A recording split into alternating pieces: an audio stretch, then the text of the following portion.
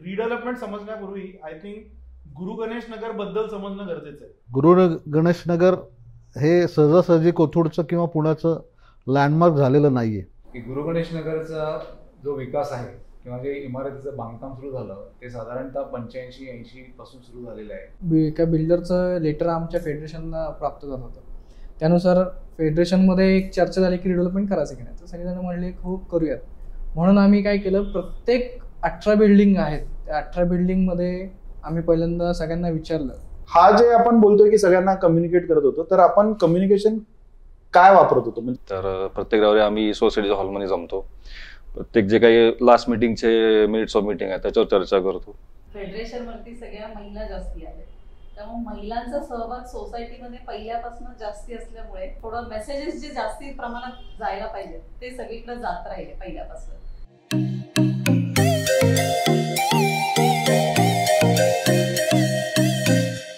नमस्कार. आज रिडेव्हलपमेंट गुरुमध्ये मला अतिशय आनंद वाटतोय की पहिल्यांदा एक सोसायटीची कमिटी बरोबर आपण गप्पा मारणार आहोत. कोथरूड हा एक एशिया खंडातला सगळ्यात डेव्हलप सिटी म्हणून 80s मधले जाणवलं सिटी. याच्यात गुरु गणेश नगर जे 2,08,000 स्क्वेअर फूटचं प्लॉट, 392 युनिट्स, 18 बिल्डिंग, 14 सोसायटी, त्यांना गव्हर्न करणारी बहुसंख्य महिला जे करत आहेत फेडरेशन, आणि त्याच्यानंतर रिडेव्हलपमेंट कमिटी, अशी एक रिडेव्हलपमेंटची संकल्पना जे 2 वर्षापासून कमिटी काम करते. त्याच्यानंतर 10 महिने प्रोसेस चालवलं 4 जुलै 2019च्या गाईडलाईन प्रमाणे. त्याच्यानंतर एक डेव्हलपर नेमला गेला आणि त्या डेव्हलपर बरोबर 3 महिन्यामध्ये म्हणजे 90 दिवसात MOU साईन केलं गेलं. आणि हे राबवण्याचं सगळ्यात महत्त्वाचा जे रोल प्ले केलंय ते आहे कमिटी. तर आज आपण गुरु गणेश नगर फेडरेशन आणि कमिटी बरोबर गप्पा मारणार आहोत, रिडेव्हलपमेंट कमिटी बरोबर. आणि आपल्या बरोबर आहेत संतोष धुमाळ सर, संतोष पाटील सर, नमस्कार, सोहम आंग्रे, नमस्ते, अमित बोबडे, नमस्ते, आणि कीर्ती मोठे मॅडम जे येतीलच आता.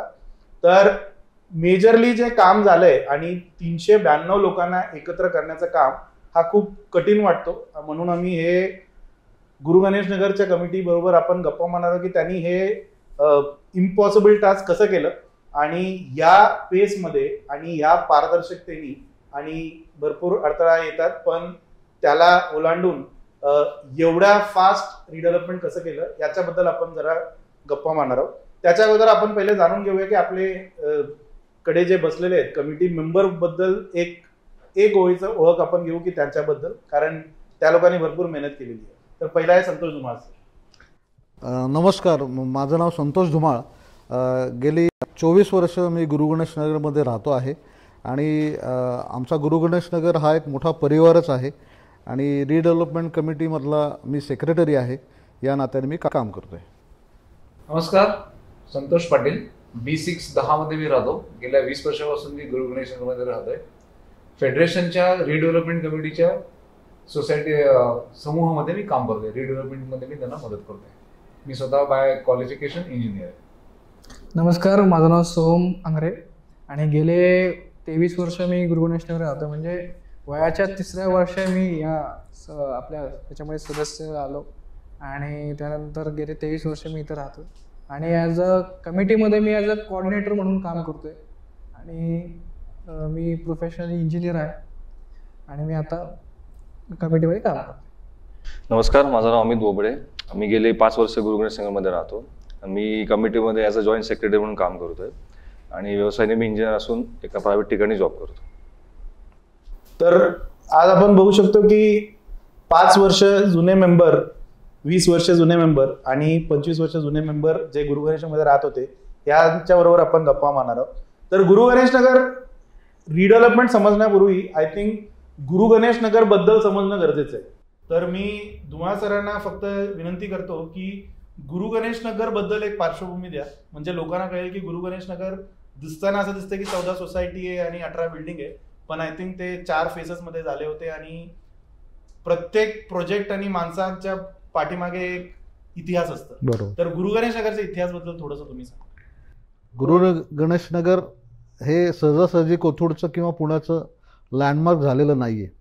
जवळपास 1988 पासून ते आज 2006-07पर्यंत एकूण 4 वेळा 4 प्रकारच्या फेजमध्ये गुरु गणेश नगरची सोसायटी उभी राहिलेली आहे. सुरुवातीच्या काळामध्ये त्यावेळेस लिफ्ट वगैरे काही नव्हतं, त्यामुळे आमच्याकडे 7 ते 8 बिल्डिंग्स जिथं लिफ्टच नाही आहे अशा बिल्डिंग्स उभ्या राहिलेल्या आहेत. नंतरच्या फेजमध्ये ज्या 10 बिल्डिंग्स उभ्या राहिलेल्या आहेत, 11 बिल्डिंग्स, त्या मात्र व्यवस्थित लिफ्ट वगैरे आणि 5 मजली आहेत. सगळ्यात महत्त्वाचा भाग आहे की त्या जेव्हा हे गुरु गणेश नगरचं बांधकाम सुरू झालं, आदित्य बिल्डर्स यांनी ते बांधकाम केलेलं आहे, तेव्हा अतिशय कच्चा रस्ता होता. कोथरूड गावातलाच तो भाग होता. म्हणजे जायला यायला पावसाच्या दिवसांमध्ये तर चिखल असायचा रस्त्याने. अशा वेळेस तिथं ते बांधकाम झालेलं आहे. आणि आज जर बघितलं तर आज त्या आमच्या गुरु गणेश नगरच्या आसपास प्रचंड ट्रॅफिक आहे, डांबरी रस्ते आहेत, चांगली डेव्हलपमेंट झालेली आहे. तर गुरु गणेश नगर ॲक्च्युली हा 388 फ्लॅटधारक आणि 4 शॉपकीपर्स म्हणजे दुकानं, असा 392 लोकांचं, प्रत्येक घरामध्ये ॲव्हरेज आपण 3 लोक पकडले तरी 1500 लोकांचा हा मोठा परिवार आहे. विशेषतः गुरु गणेश नगरमध्ये सर्व प्रकारचे लोक, म्हणजे प्रोफेशन वाईज, म्हणजे पत्रकार आहेत, पोलीस डिपार्टमेंटमध्ये काम करणारे आहेत, हायकोर्टाचे जज आहेत, वकील आहेत, चार्टर्ड अकाउंटंट्स आहेत, प्रोफेशनल्स आहेत, शिक्षक आहेत, इंजिनियर्स आहेत, अशा बऱ्याच व्हेरिड व्यक्तिमत्व असलेलं आमची ही सोसायटी आहे. आणि सगळ्यात महत्त्वाचं म्हणजे एक काळ पूर्वी वाडा संस्कृतीमध्ये जे राहिलेत त्यांना कल्पना आहे की आपण पु ल देशपांडेंचे बटाट्याची चाळ बऱ्याच जणांना माहिती आहे की अनेक प्रकारचे लोक त्या चाळीमध्ये राहत असतात. तसं आमचं गुरु गणेश नगर आहे. आणि वाडा संस्कृती आम्ही जपतो. याचं कारण की सर्व प्रकारचे सण आपले आम्ही अतिशय उत्तम पद्धतीने तिथे साजरे करतो. एकमेकांशी संवाद चांगला असतो आणि एकमेकांना सहकार्य खूप चांगलं असतं. अशा प्रकारचं आमचं गुरु गणेश नगर लँडमार्क आहे कोथरूडचं. आणि बहुतेक एक मंदिर पण आहे आतमध्ये आणि एसटीपी प्लांट वगैरे. सुरुवातीच्या काळामध्ये बिल्डरने काही मंदिर बांधलेलं नव्हतं, पण 2004-05 साली आमच्याच सोसायटीतल्या लोकांनी ठरवलं की आपल्या सोसायटीमध्ये एक मंदिर असायला पाहिजे. म्हणून आम्ही दक्षिणमुखी हनुमानाचं मंदिर तिथं उभारलेलं आहे. आणि आमच्या खर्चातून, आमच्या इच्छेनुसार आम्ही ते उभारलेलं आहे. आणि त्याचा अतिशय म्हणजे आजूबाजूनी भरपूर लोक तिथे दर्शनाला येतात. विशेष सांगायला काय हरकत नाही, हनुमान जयंतीच्या दिवशी आम्ही आमच्याकडे मोठा उत्सव असतो जो अतिशय उत्स्फूर्तपणे सगळेजण मिळून आम्ही साजरा करतो. म्हणजे सज्जनगडचे आचारी आहेत, तो तिथला खिरीचा प्रसाद वगैरे तो आमच्या इथं बनवला जातो. आणि जवळपास 1000 लोकांपेक्षा जास्त लोक आमच्या इथं प्रसादासाठी हनुमान जयंतीच्या दिवशी येतात. तर अशा प्रकारचं वेगळं काहीतरी वातावरण आम्ही नेहमी ठेवण्याचा प्रयत्न करतो. तर जेव्हा सर म्हणतायत की विविध प्रकारचे आणि व्यक्तिमत्व आहेत, तर विविध प्रकारचे लोक असताना विविध प्रकारची गरज पण भासते आणि त्याच्यानंतर रिडेव्हलपमेंटचा प्रकरण जनरली होतो. तर मी संतोष पाटील सरांना विचारीन की रिडेव्हलपमेंटची गरज का जाणवली लोकांना. म्हणजे एवढं लोक होते, 392 लोक होते, परिवार वाढला असेल वगैरे वगैरे, पण गुरु गणेश नगरमध्ये काय गरज होती जे लोकांना वाटलं की आता रिडेव्हलपमेंट करायचं. तुम्ही जर बघितलं, आता धुमाळ सरांनी सांगितलं की गुरु गणेश नगरचा जो विकास आहे किंवा जे इमारतीचं बांधकाम सुरू झालं ते साधारणतः 85-80 पासून सुरू झालेलं आहे आणि ते टप्प्याटप्प्याने बांधकाम होत गेलं. तर त्यावेळेस उपलब्ध असलेली साधनं, त्यावेळेस उपलब्ध असलेली टेक्नॉलॉजी, त्यावेळेसची गरज, त्यावेळेसची सामाजिक व्यवस्था, यानुसार गुरु गणेश नगर विकसित होत गेलं. पण मग जसं विकसित होत गेलं तर साधारणतः तुम्ही जर बघाल 2000 सालापासून ते 2023 वर्षाचा काळ गेलेला आहे. 95 25 वर्ष झालेली आहे. टेक्नॉलॉजी बदलली, माणसांच्या गरजा बदलल्या, माणसांची जी राहणाऱ्या लोकांची आहे त्यांची साधनं विकसित झाली, त्यांचे इन्कम वाढलं त्यांचं. मग त्यानुसार वेगवेगळ्या फॅसिलिटी ऍड करत गेले. मग आहेत त्याच जागेमध्येच गाड्या लावणं, 2 चाकीवरून पुणे कधी काळी हे दुचाकीचं शहर, सायकलीचं शहर म्हणून ओळखलं जातं. मग आता सध्या जे आहे प्रत्येकाकडे दुचाकी असते आणि शिवाय त्याबरोबर 4 व्हीलर पण आलेली आहे. मग 4 व्हीलर पार्क कुठे करायची? 4 व्हीलरचा पार्किंगचा हा एक प्रॉब्लेम खूप झाला. म्हणजे मध्यंतरी जो रोड आहे गुरु गणेशमध्ये त्याच्याच दुतर्फा लोक गाड्या लावायला लागले. मग गाड्या लावल्यानंतर मुलांनी खेळायचं कुठे, हा एक प्रॉब्लेम सुरू झाला. आणि हा जो आहे कालांतराने रेग्युलर जाणवतच गेला. आणि काही इमारतीमध्ये तुम्ही बघाल, आधी सांगितल्याप्रमाणे लिफ्टच नाही आहेत.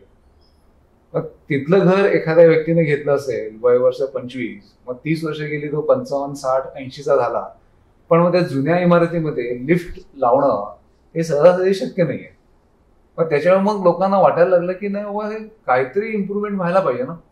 तर आपल्याकडे असेट आहे, आपल्याकडे असेट कोणती आहे बाबा, तर आपल्याकडे असेट आहे ह्या गुरुगणेश नगरचा मी फ्लॅट आहे, मी इथे राहतोय. मग नंतर शासनाने केलेल्या नियमांच्या बदलानुसार बाबा जर ह्याचा पुनर्विकास करता आला तर सर्वांचं आयुष्य सुधारेल, राहणीमान सुधारेल. नंतर मग घरामधले मेंबर वाढायला लागले, लहान मुलं कॉलेजमध्ये जायला लागली, लहान मुलं, मग ते आता कॉलेजवरून ते लग्न करून येणार, मग जागेची देखील अडचण जाणवायला लागली.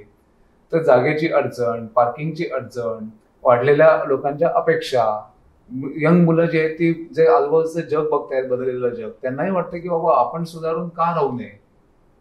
तर हे जर पुनर्विकास जर करता आला इथला तर आपल्या सर्वांचंच राहणीमान सुधारेल आणि शिवाय खर्च देखील तुम्हाला फार करावा लागणार नाहीये. बिकॉज मी इंग्रजीमध्ये बोलतो थोडंसं, because you already have an asset. तुमची असेट जी आहे ती असेट आहे तुमचं गुरुगणेश नगरमध्ये राहतं घर. त्याचा जर छानपैकी विकास करता आला तर आपल्या सर्वांच्याच ह्या अडचणी दूर होतील. थोडं बहुत राहणीमान आपलं सुधारेल, पार्किंग सुधारेल, सिवेज ट्रीटमेंट आपल्याला लावता येईल. नंतर मग आपण जे स्क्रॅप पेंडिंग करतो, आपलं जे कचरा व्यवस्थापन आहे त्याची चांगली सुविधा करता येईल. हॉल जो आहे तो खूप चांगला करता येईल. म्हणजे लोकांच्या, अर्थात मनुष्यच आहे, कालांतराने त्याच्या गरजा वाढतातच. त्या वाढलेल्या गरजेला खर्च देखील असतो. तर कमी खर्चामध्ये वाढलेल्या गरजा कशा पूर्ती करायच्या, तर त्यासाठी रिडेव्हलपमेंट ही एक संकल्पना आहे. ऑफकोर्स प्रत्येक गोष्टीला बेनिफिट्स म्हटले की रिस्क हे असतातच. मग रिस्क आणि बेनिफिट या दोघांची छानपैकी सांगड घालून कमीत कमी रिस्कमध्ये जास्तीत जास्त बेनिफिट कसा घेता येईल हा विचार जो आहे तो गुरुगणेश नगरच्या सर्व लोकांमध्ये, सर्व सभासदांमध्ये व्हायला लागला. आणि त्यातून मग आम्ही सोसायटीने जर ठरवलं की बाबा रिडेव्हलपमेंटचा पर्याय जो आहे तो तपासून बघावा योग्य मार्गदर्शनाखाली. मग आम्ही ठरवलं की बाबा योग्य मार्गदर्शन म्हणजे कसं, सर्वजण एक्सपर्ट नसतात, प्रत्येकाला नॉलेज आहे, प्रत्येक जण इंजिनियर आहे, ऍडव्होकेट्स आहेत, लॉयर्स आहेत, पण त्यांचं कार्यक्षेत्र वेगळं असतं. मग ह्या कार्यक्षेत्रामध्ये, बांधकामाच्या कार्यक्षेत्रामध्ये आपण जावं कसं, मग कोणाची तरी आपल्याला मदत घ्यावी लागेल जे ह्या कार्यक्षेत्रामध्ये जाणकार आहे. मग त्यांची अपॉइंटमेंट कशी करायची, अशी सगळी चर्चा फेडरेशनमध्ये, रिडेव्हलपमेंटच्या कमिटीमध्ये आम्ही सुरू केली. आणि मग त्यानंतर आम्ही मार्गस्थ झालो. तर आय थिंक हे गुरुगणेश नगर सारखं मला वाटलं नाही, मला वाटलं हे पुणेच आहे. कारण प्रत्येकाचं गरज, बहुतेक पुण्याची गरज पण हाच आहे. आणि पाटील सर म्हणता बोलले की मुलांना खेळण्यासाठी जागा वगैरे, तर बहुतेक बाजूला बसलेला सोहम आहे हा जास्त खेळला असेल, जास्त काचा तोडले असतील त्यांनी. तर ह्या लोकांसाठी पण अजून एक सर की जेव्हा हा गरज जाणवला तर आय थिंक धुमाळ सरांनी स्टार्टिंगमध्ये सांगितलं की 7 बिल्डिंगमध्ये लिफ्ट नव्हती, काही बिल्डिंगमध्ये लिफ्ट आहेत आणि वेगवेगळ्या टप्प्यांनी केलंय. तर ह्या लोकांना एकत्र करण्यात किती वेळ गेला आणि ते कसं झालं? म्हणजे आय थिंक मला जे माहिती आहे, म्हणजे आपण जनरली बॉम्बे स्टॉक एक्सचेंज बद्दल विचार करतो की झाडाखालती स्टॉक ब्रोकर बसलेले आणि बॉम्बे स्टॉक एक्सचेंज झाला.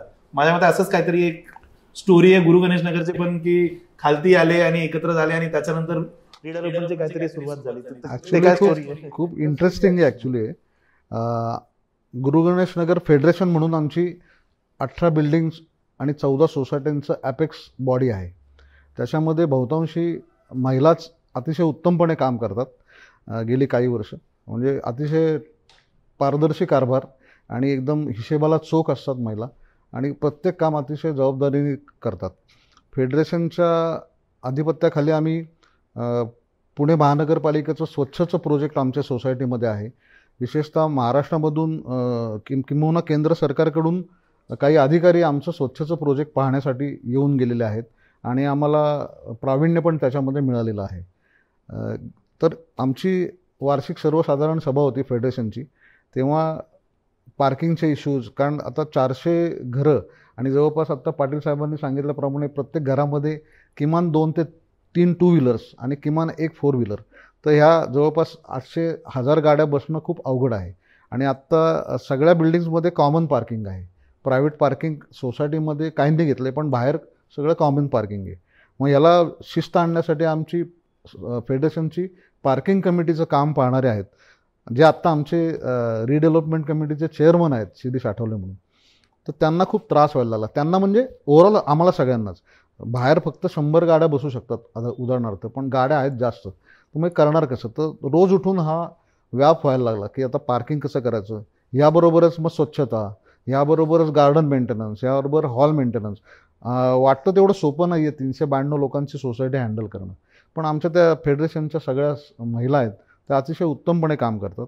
म्हणून असंच एक सहज मीटिंगमध्ये विषय निघाला की रिडेव्हलपमेंट करूया का, तर पटकन सगळ्यांनी त्याला तयारी दाखवली आणि मग त्याच्यापासून ती कल्पना पुढे सुरू झाली. पुढे सुरू झाल्यानंतर तत्पूर्वी असं झालं होतं की आता आजूबाजूला कोथरूडमध्ये भरपूर ठिकाणी रिडेव्हलपमेंट सुरू आहे, तर का करू नये आपण रिडेव्हलपमेंट. असे आम्ही काही सोसायटीतले आता जुने मित्र, आता जवळपास 25-30 वर्ष आम्ही सगळे तिथे राहतोय, तर रविवारी कधीतरी सकाळी आम्ही भेटलो तर चर्चा आमच्यात व्हायला लागली की बाबा रिडेव्हलपमेंट करूया का. तर सगळ्यांचं मत पुन्हा तिथे हो पडलं, म्हणजे दोन्हीकडे पॉझिटिव्ह झालो. आणि असं करत करत आमचं ते कमिटीचा विषय झाला, आमचाही विषय झाला. जसे 2-3, 3 4, 4 5, 5 8 असे एक 7-8 जण आम्ही दर रविवारी जमायला लागलो. आणि आमचा हा विषय कंटिन्युअस, म्हणजे न ठरवता सुरू झालेला विषय रिडेव्हलपमेंट. असं काही कोणी पर्सनली ठरवलं नव्हतं. बाय दॅट टाईम कोथरूडमधल्या एका बिल्डरनं आम्हाला अप्रोच झाले की त्यांची कोथरूडमध्ये काही ठिकाणी पुनर्विकास प्रकल्प सुरू आहेत. ते सुरू झाल्यानंतर त्यांनी ऑफिशियल आम्हाला पत्र दिलं फेडरेशनला, आणि मग ॲक्च्युली रिडेव्हलपमेंट हा विषय तिथून सुरू झाला आणि तिथून पुढे त्याला गती मिळाली. मला हे असं ते मित्र भेटले आणि बोलले चला गोव्याला जाऊया आणि त्याच्यानंतर गोवाचा प्लान ठरतं असं काहीतरी. आणि खरोखर तुम्ही म्हणताय ते अगदी चला रिडेव्हलपमेंट करूया ही संकल्पना खरोखर म्हणजे न ठरवता एकदम बरेच कार्यक्रम आपण न ठरवता सहज चांगले होतात, पण रिडेव्हलपमेंट सारखं अगदी शिवधनुष्य पेलण्यासारखा जॉब हा सहज ठरवला असं कुणी प्रत्यक्षात खरं आहे असं म्हणणार नाही. एवढं ते अनएक्सपेक्टेड झालं. सर, याच्याबद्दल अजून एक प्रश्न जनरली आम्ही सोसायटीमध्ये म्हणजे याचा अनुभव घेतो आम्ही की हा जो कमिटी आणि हे जे प्रकल्प आहे हे व्हॉलेंटरी होत असतं. बरोबर. ऑनररी म्हणजे कोणाला काही तिकडे बरोबर. काही हे असतं नाही. तर त्याच्यात एक मोटिवेशन कसं असतं की हे करायचं, कारण जे तुम्हाला मिळणार आहे ते सगळ्यांना मिळणार आहे, जे सगळ्यांना मिळणार आहे ते तुम्हाला मिळणार आहे. तर त्याच्यासाठी काही लोक म्हणजे जरा जास्त मेहनत घेतात किंवा एकत्र येतात वगैरे, आणि जनरली आमचा असा अनुभव आलेला आहे की त्यांच्यावरती जास्त टीका होतात. ओके, कारण जो काम करतो त्याच्यावरती टीका होतो, जो करत नाही त्याला टीका होत पण नाही आणि काही होत पण नाही. तर हा आय थिंक तुम्ही जे बोलले की आम्ही एकत्र आलो होतो आणि आत्ता आय थिंक 2-2.5 वर्ष झालं असेल, तर 2-2.5 वर्ष कुठल्याही सोसायटी मेंबरनी मोटिवेशन कसं ठेवायचं की आपल्याला काहीतरी करायचं, तर त्याच्या मागे काय म्हणजे what is the mentality behind that? Actually पहिलं म्हणजे आमचा स्वार्थ काय नाही आहे हा सगळ्यात मोठा पॉईंट आहे. कारण मला जर चांगलं घर पाहिजे तर आम्ही जे काय मित्र आहेत त्या सगळ्यांना चांगलं घर पाहिजे. आणि कसं आहे की स्वतःचं घर किती चांगलं घ्या, किती मोठं घ्या, पण आपण जिथे राहतो तिथं आजूबाजूचा आपला शेजार, आपला शेजारी, आपल्याबरोबर राहणारे लोक यांचं पण घर चांगलं झालं तर सगळा एकत्र परिवार खूप छान प्रकारे राहू शकतो. त्यामुळे आम्ही अतिशय निस्वार्थीपणे पहिलं म्हणजे व्हॉलंटियर म्हणजे इनिशिएटिव्ह घेतलं आहे. It has become our passion नाव की रिडेव्हलपमेंट करायचं. आपण सहज बोललोय खरं, पण खरोखर ते असं करत करत करत आता ते आमचं ध्येय होऊन बसलं आहे की जोपर्यंत गुरु गणेशनगरच्या सोसायटीच्या शेवटच्या सभासदाला त्याचं हक्काचं चांगलं रिडेव्हलप केलेलं घर त्याने जसं ठरवलं आहे तसं त्याला हातात मिळत नाही चावी त्याच्या घराची, तोपर्यंत आम्ही आता स्वस्थ बसणार नाही. असं एक आमचं आपोआप पॅशन होऊन गेलं. मस्त. तर 2 माणसाचं ध्येय, त्याच्यानंतर 8 लोकांचं होतं, मग 40 लोकांची कमिटी होते आणि त्याच्यानंतर 392 लोक एकत्र येतात. तर हा प्रोसेस काय होता? तर सोहम, तू सांगू शकशील का की प्रोसेस काय काय फॉलो केलं होतं गुरु गणेश नगरनी आणि 4 जुलै 2019च्या गाईडलाईन प्रमाणे काय काय केलं होतं? हां, तुम्ही जसं आता सांगितलं 4 जुलैच्या गाईडलाईन्स 2019च्या गाईडलाईन्स ज्या आहेत त्या आम्ही पहिल्या स्टडी केल्या. त्याच्यामध्ये काय काय सर्क्युलेट होतं ते आम्ही पहिलं सगळ्या, जसं यांनी सांगितलं, आम्ही लाईक माइंडेड लोक एकत्र आलो. त्याच्यानंतर त्याच्यामध्ये आम्ही सगळ्यांनी वाचलं की बाबा याच्यामध्ये आपण काय काय केलं पाहिजे. त्यानुसार आम्ही एका बिल्डरचं लेटर आमच्या फेडरेशनला प्राप्त झालं होतं. त्यानुसार फेडरेशनमध्ये एक चर्चा झाली की रिडेव्हलपमेंट करायचं की नाही, तर सगळेजण म्हणले हो करूयात. म्हणून आम्ही काय केलं, प्रत्येक 18 बिल्डिंग आहेत. त्या 18 बिल्डिंगमध्ये आम्ही पहिल्यांदा सगळ्यांना विचारलं की करायचं का नाही करायचं. लोकांचा प्रतिसाद त्याच्यासाठी खूप सकारात्मक आला, मेजॉरिटी लोकांचा. त्याच्यानंतर त्याच्यामध्ये आम्ही प्रत्येक बिल्डिंगमध्ये एक सभा घ्यायला सांगितली. त्या सभेमधनं ॲक्टिव्हली काम रिडेव्हलपमेंटमध्ये जे पार्टिसिपेट करू शकतात कमिटीमध्ये आणि ॲक्टिव्हली काम करतील, जे त्यांचं काम जे आहे ते करून आमच्या आपल्या सगळ्या सोसायटीच्या रिडेव्हलपमेंटसाठी दर रविवारी येतील, तिथे पार्टिसिपेट करतील आणि काहीतरी कॉन्ट्रीब्यूट करतील, अशा 2 व्यक्तींना आम्ही कमिटीमध्ये त्यांची नावं देण्यासाठी सांगितली. त्याच्यामध्ये 1 महिन्याच्या आत सगळ्या सोसायट्यांनी आम्हाला रिडेव्हलपमेंटसाठी कन्सेंट लेटर आणि हे 2 लोकांची व्यक्तींची नावं आम्हाला 1 महिन्यात दिली. ह्याच्यामुळेच आम्हाला असं कळलं की 1 महिन्यात जर ह्या गोष्टी होत आहेत, एवढ्या म्हणजे 18 सोसायट्यांची मीटिंग्स होऊन सगळ्या आम्हाला लेटर मिळत आहेत, तर हे खूप सकारात्मक गोष्ट होती आमच्यासाठी, म्हणजे रिडेव्हलपमेंट कमिटीसाठी सुद्धा. आणि नंतर हे प्रत्येक बिल्डिंगमध्ये 2-2 जणं घेतली आणि तशी 36 लोक आली. आणि आमच्या फेडरेशन, काय काय ही रिडेव्हलपमेंट कमिटी ही फेडरेशनच्या अंडर काम करते. सो आम्ही फेडरेशनचे जे पदाधिकारी होते त्यांना पण आम्ही रिडेव्हलपमेंट कमिटीमध्ये सामील करून घेतलं, जेणेकरून रिडेव्हलपमेंटमध्ये ट्रान्सपरन्सी ही खूप महत्त्वाची गोष्ट आहे. म्हणजे ट्रान्सपरन्सी जर ठेवाल, म्हणजे कुठलेही रिडेव्हलपमेंट पुण्यामध्ये जे करतायत त्यांनी जर ट्रान्सपरन्सी ही ठेवली सगळ्यांमध्ये, तर मला नाही वाटत की कुठलाही मेंबर रिडेव्हलपमेंटसाठी नकार देऊ शकेल. म्हणून आम्ही ट्रान्सपरन्सी ठेवण्यासाठी सगळ्या गोष्टी व्यवस्थितरित्या व्हाव्यात, त्यासाठी आम्ही फेडरेशनमधल्या पदाधिकाऱ्यांना पण रिडेव्हलपमेंट कमिटीमध्ये सामील करून घेतलं. आम्ही रिडेव्हलपमेंट कमिटी ही स्थापन केली. त्याच्यानंतर रिडेव्हलपमेंट कमिटीचे चेअरमन, सेक्रेटरी, ट्रेजरर, कोऑर्डिनेटर हे असे आम्ही नेमले. किती लोक होते टोटल? ह्याच्यामध्ये 6 जण आम्ही नेमले. म्हणजे चेअरमन, व्हाईस कमिटी टोटल किती होती? आणि टोटल कमिटी 40 लोकांची आपली कमिटी. तर ह्याच्यामध्ये काही त्याच्यामध्ये व्हॉलेंटरी पण काम करण्यासाठी इच्छुक आहेत. म्हणजे माझ्या बिल्डिंगमधनं सांगायला गेलं तर माझ्या बिल्डिंगमध्ये 4 जण, 2 कमिटी मेंबर्स आणि 2 व्हॉलेंटियर्स म्हणून काम करतात. तर अशी ती कमिटी टोटल आहे आपली, टोटल 42 लोकांची आहे. तर त्याच्यामध्ये नंतर आम्ही पुढे जाऊन काय करायचं, म्हणजे मार्गदर्शन पाहिजे. आमच्या सोसायटीमध्ये बरेचसे लोक आर्किटेक्ट आहेत, बिल्डर सुद्धा आहेत, वकील आहेत. पण काय होतं की सोसायटीमधले लोक जर बोलले ना, तर काही लोकांना असं वाटतं की अरे ह्याचा काहीतरी याच्यामध्ये स्वार्थ आहे. म्हणून आम्ही अशामध्ये सोडलं की आपण एक प्रोजेक्ट मॅनेजमेंट कन्सल्टंट हा नेमावा. म्हणून आम्ही लोकांच्या रेफरन्सने, काही लोक ऑलरेडी आमच्या शेजारच्या समोरच्या सोसायटीमध्ये काम करतायत, काही लोकांचे आमच्या सोसायटीमधल्यांचे रिडेव्हलपमेंट झालेत, तर तिथे कोण PMC होते, अशा लोकांना आम्ही PMCना आम्ही दर आठवड्याला बोलवायला लागलो. त्यांच्याबरोबर त्यांचं लेक्चर्स आम्ही ठेवायचो. त्यांच्याकडनं आम्ही माहिती जाणून घेतली की रिडेव्हलपमेंटमध्ये काही गोष्टी आम्हाला आता रिडेव्हलपमेंट करायची आहे, पण ह्याच्यामध्ये काय केलं पाहिजे, स्टेप्स काय असल्या पाहिजेत आणि लिगॅलिटी ह्याच्यामध्ये कशी आपण हे करू शकतो. तर मग आम्ही गेले जवळपास 11 ते 12 PMCs बरोबर आम्ही गेले 10 महिने आम्ही ही प्रोसेस राबवली. प्रत्येक आठवड्यात 2 आठवड्यात लोक यायचे, मार्गदर्शन करायचे आणि त्या मीटिंगमध्ये आम्ही सगळ्या सोसायटीतल्या मेंबर्सला इन्व्हाइट केले. त्याच्यामधले बहुतांश लोक हजर असायचे, त्यांचे प्रश्न असायचे, ते प्रश्न त्यांना विचारायचे, त्या प्रश्नांचं त्यांना उत्तर मिळायचं आणि ते समाधानकारक उत्तर मिळालं तर ते आम्हाला असंच पुढे घेत जाणं. आणि त्याच्यामध्ये आम्हाला एक ड्रीम्स रिडेव्हलप नावाचा एक टेक ज्यांचं प्लॅटफॉर्म आहे इंडियामधला फर्स्ट, ते आम्हाला भेटले. आणि त्यांनी भेटल्यानंतर आमची प्रोसेस त्यांच्याबरोबर ॲडव्होकेट पागे मॅडम आणि आपले विश्वास कुलकर्णी, आपले आर्किटेक्ट, पुण्यामधले नामवंत आर्किटेक्ट आहेत, तर ते त्यांची टीम होती. त्यांचे विचार ऐकले, त्यांच्या विचारांनी प्रभावित सगळ्यांनी बहुमत म्हणण्यापेक्षा एकच मत ते झालं. त्यांनी सगळ्यांनी ड्रीम्स रिडेव्हलपला आम्ही एक मीटिंग बोलून त्यांना आम्ही अपॉइंट केलं. ते अपॉइंटमेंट झाल्यानंतर आम्ही प्रत्येक जणांकडनं इंडेक्स 2 मागवले, कारण की आम्हाला फिजिबिलिटी, पहिल्या सगळ्यात महत्त्वाची गोष्ट होती फिजिबिलिटी. कारण की सगळ्यांच्या मनात हा प्रश्न होता की मी रिडेव्हलपमेंट करतोय पण मला मिळणार काय, हा सगळ्यात मोठा प्रश्न होता.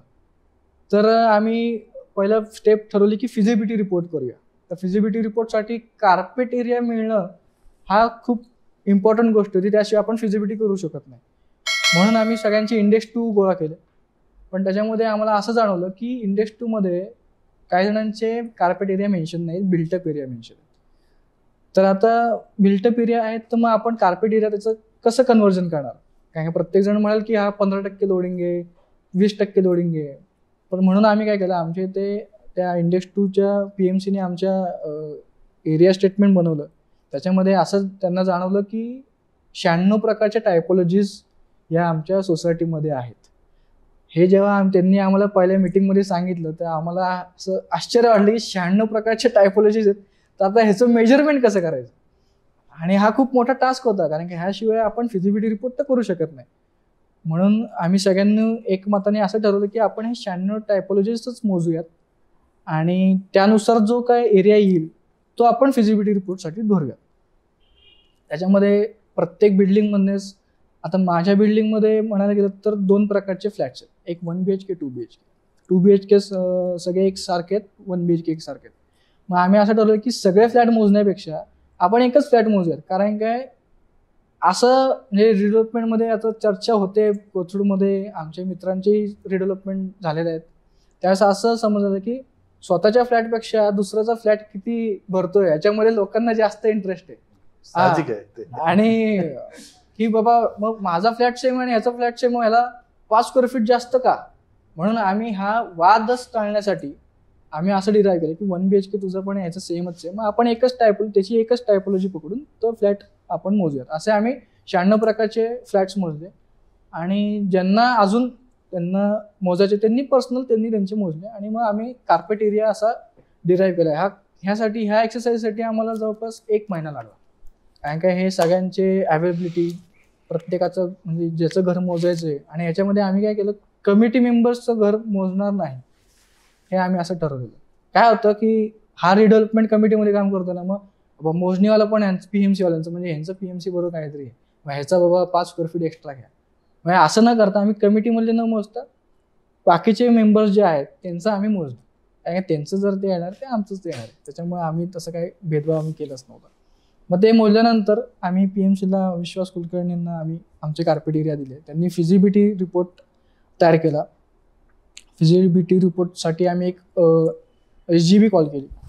कारण काय आम्हाला लोकांना त्यांचे काही क्वेश्चन्स होते बरेचसे प्रमाणात, गार्डन टेरेस वगैरे आणि पार्किंग रिलेटेड की किती कसं बसणार आहे पार्किंग, डिझाईन काय होईल सोसायटीचं. कारण की सगळ्यांना उत्सुकता हेच होती की बाबा 5 एकरचा प्लॉट कोथरूड सारख्या एकदम, आणि हा गुरुगणेश नगर म्हणजे लँडमार्क एरिया त्या एरियातला, तर ह्याचं काय डिझाईन कसं होईल लोकांना खूप हे होतं. आणि किती मिळू शकतं हे सगळ्यात मोठं हेच होतं की आम्हाला किती मिळणार. कारण काय कोथरूडमध्ये अशाही सोसायटी आहेत ज्यांना 200% वाढ मिळाली. म्हणजे त्याचं उदाहरण म्हणजे आम्ही आहेच इथे बसलेलं आहे, आणि काही सोसायट्यांना 30% सुद्धा मिळाले. सो लोकांना माहित नाही की आपला हे 30% 200% कुठल्या बेसिसवरती मिळतं हे सांगणं त्यांना खूप इम्पॉर्टंट होतं. कारण की बऱ्याचशा लोकांच्या ज्या रिडेव्हलपमेंटची चर्चा चालू झाली ते असेच लोक भेटले की मला विचारायचे की हा आता आपल्याला किती 150% मिळणार ना, हा 100% नाही मिळालं तर मी रिडेव्हलपमेंटच करणार. म्हणजे अशा प्रकारचे त्यांचे गैरसमज होते की बाबा, तर ते दूर करण्यासाठी फिजिबिलिटी रिपोर्ट हा महत्त्वाचा आमच्यासाठी स्टेप होती.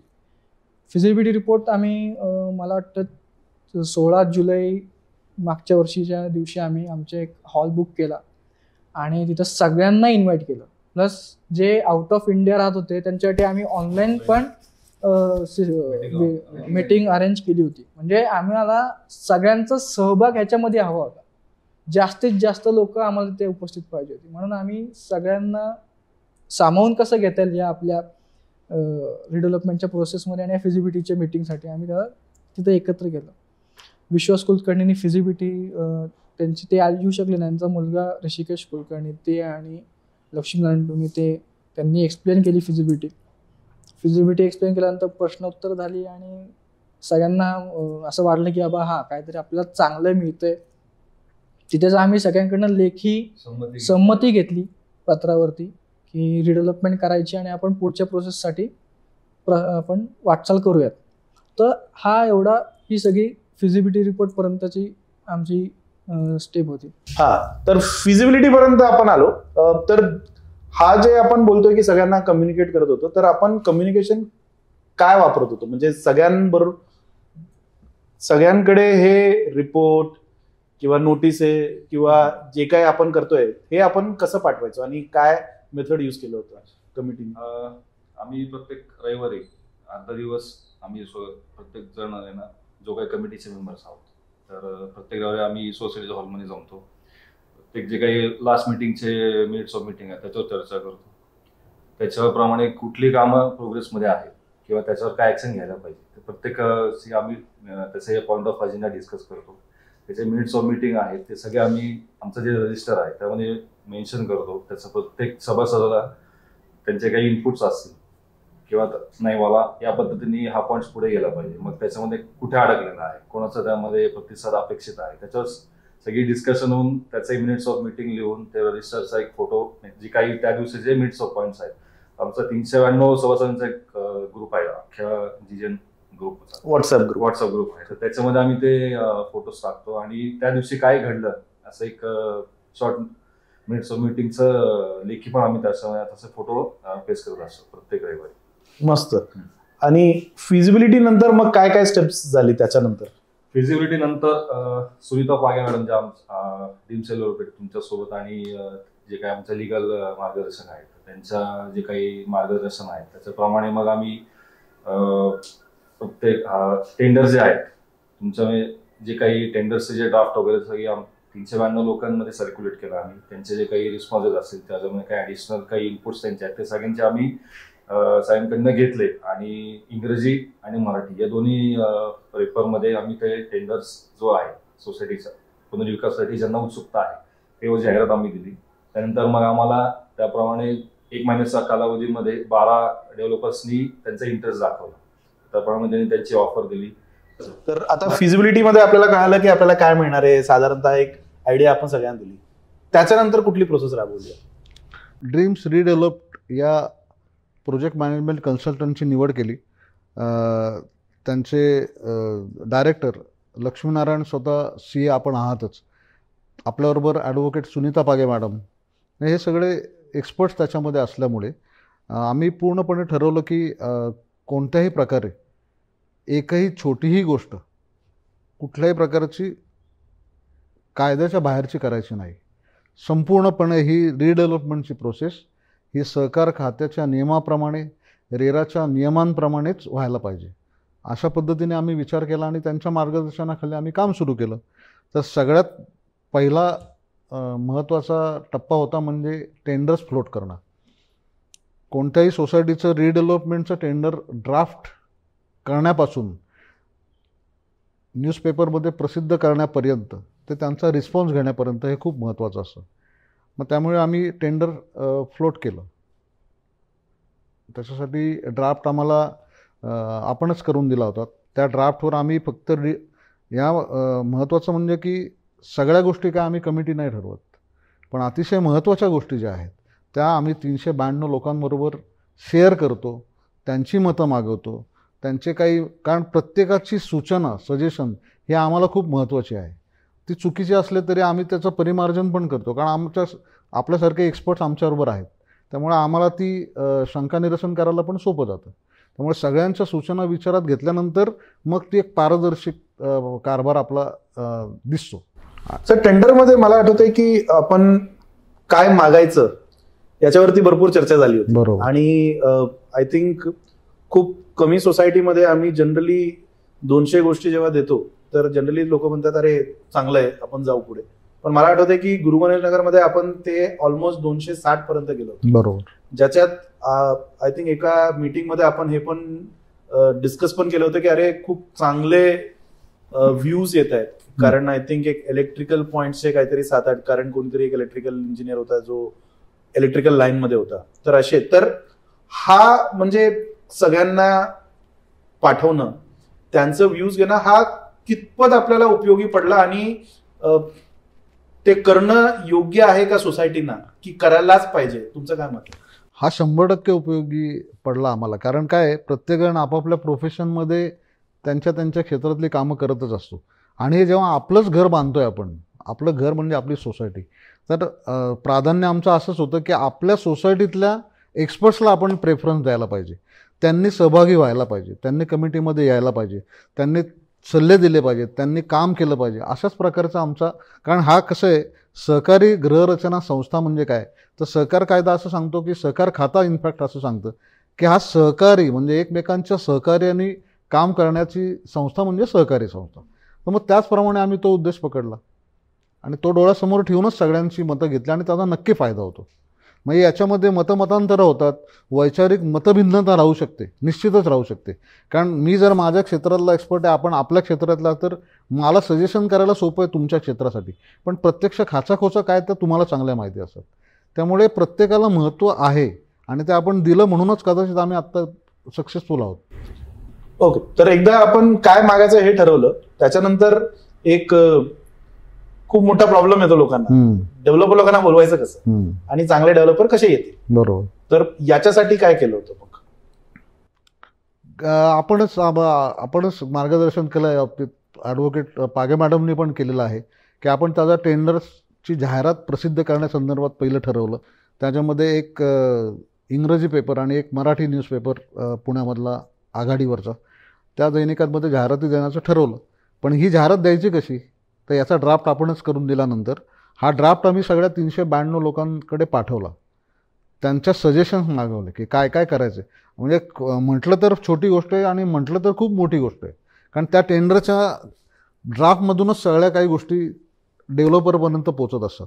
परंतु सगळ्यांचं एकमत झाल्यानंतर आपण त्या टेंडरच्या जाहिराती प्रसिद्ध केल्या आणि त्याचा रिस्पॉन्स आपण बघितला की जवळपास 12 डेव्हलपर्सने आपल्याला कॉन्टॅक्ट झालं, त्यांनी आपल्याकडनं टेंडर परचेस केलं आणि त्याप्रमाणे आपण त्याचं शॉर्टलिस्टिंग नंतर केलं कम्पॅरेटिव्ह ॲनालिसिस करून की कोणाच्या काय ऑफर्स आहेत, बाकी टेंडरमधले महत्त्वाचे मुद्दे काय होते. कारण प्रत्येकाला वाटते की मला काय मिळणार, प्रत्येकजण पहिला स्वतःचाच विचार करतो 100% आणि केलाच पाहिजे, यात काही गैर नाही आहे. पण आम्ही कमिटीचे मेंबर असे आहोत की आमच्याबरोबर आपल्या बाकीच्या लोकांना पण कसा फायदा होईल, सोसायटीच्या लोकांना पण कसा फायदा होईल, ह्या सगळ्या टेंडरमधनं त्या गोष्टी आम्ही ऑलरेडी दिलेल्या होत्या. त्यामुळे त्या प्रकारे डेव्हलपर आम्हाला अप्रोच झाले आणि त्यांच्या ऑफर्स त्यांनी आम्हाला दिल्या. त्या ऑफर्स दिल्यानंतर आम्ही कम्पॅरेटिव्ह ॲनालिसिस तयार केलं. कम्पॅरेटिव्ह ॲनालिसिसमध्ये आम्ही सगळ्यांनी मिळून पुन्हा कमिटीने की शॉर्टलिस्ट केलं की कोणाच्या चांगल्या आहेत. म्हणजे आम्ही क्वांटिटी आणि क्वालिटी ह्या दोन्ही गोष्टींचा बॅलन्स बघितला याच्यामध्ये. त्या डेव्हलपरचं गुडविल पाहिलेलं आहे. Financial stability is also important, ते पण महत्त्वाचं आहे. त्यांनी काही केलेली बांधकामं आम्ही आधी बघून आलो होतो. ह्या सगळ्या गोष्टींचा अभ्यास करूनच मग आम्ही ते टेंडरचं कम्पॅरेटिव्ह ॲनालिसिस केल्यानंतर मग ठरवलं की कोणाला कसं शॉर्टलिस्ट करायचं.